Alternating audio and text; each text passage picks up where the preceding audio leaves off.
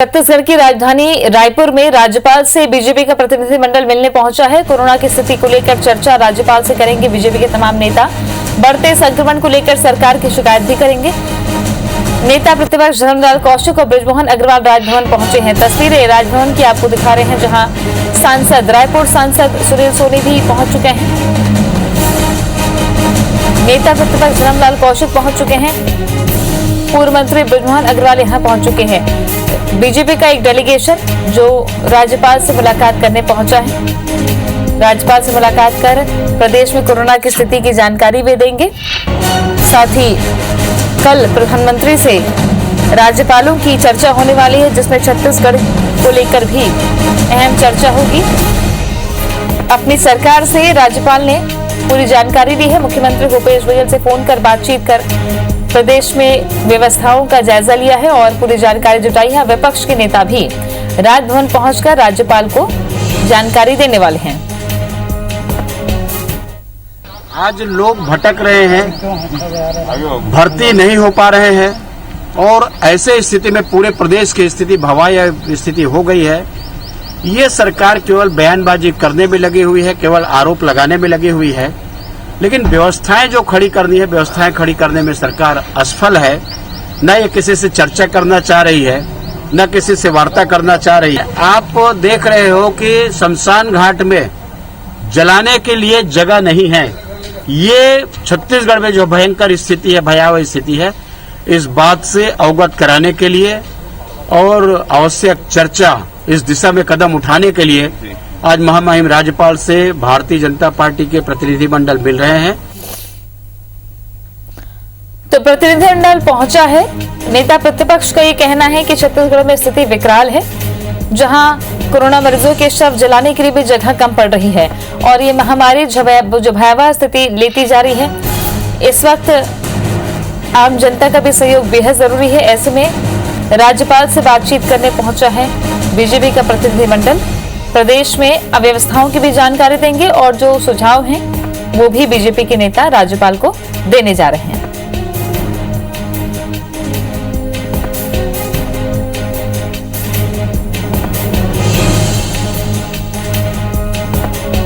पूर्व सीएम रमन सिंह मौजूद हैं। नेता प्रतिपक्ष धर्मलाल कौशिक यहां पहुंचे हुए हैं। राज्यपाल से मिलने बीजेपी का प्रतिनिधिमंडल पहुंचा है। बीजेपी लगातार सवाल खड़े कर रही है कि व्यवस्थाओं को लेकर सरकार गंभीर नहीं है। कई तरह की अव्यवस्थाएं देखने को मिल रही है, जिस पर विपक्ष जनता का और सरकार का ध्यान आकर्षित कर रहा है और आज राजभवन पहुंचकर राज्यपाल से मुलाकात कर प्रदेश में अव्यवस्थाओं की जानकारी बीजेपी देगी। साथ ही ये भी जानकारी और सुझाव की और क्या हो सकता है, क्या कदम उठाने चाहिए, ये भी बीजेपी नेता राज्यपाल को बताएंगे।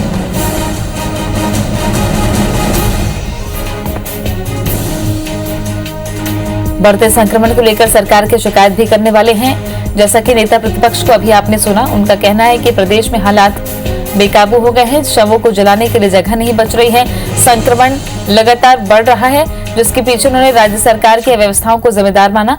लेकिन इसको लेकर अब शिकायतों का दौर शुरू हो रहा है। राजभवन तक पहुंचे हैं पूर्व सीएम रमन सिंह भी पहुंचे हैं। राजेश राज हमारे सहयोगी जुड़ गए हैं ज्यादा जानकारी के साथ में। राजेश, बीजेपी का प्रतिनिधिमंडल पहुंचा, साफ तौर पर शिकायत कहें, सुझाव कहें, किस तरीके की चर्चा होने वाली है?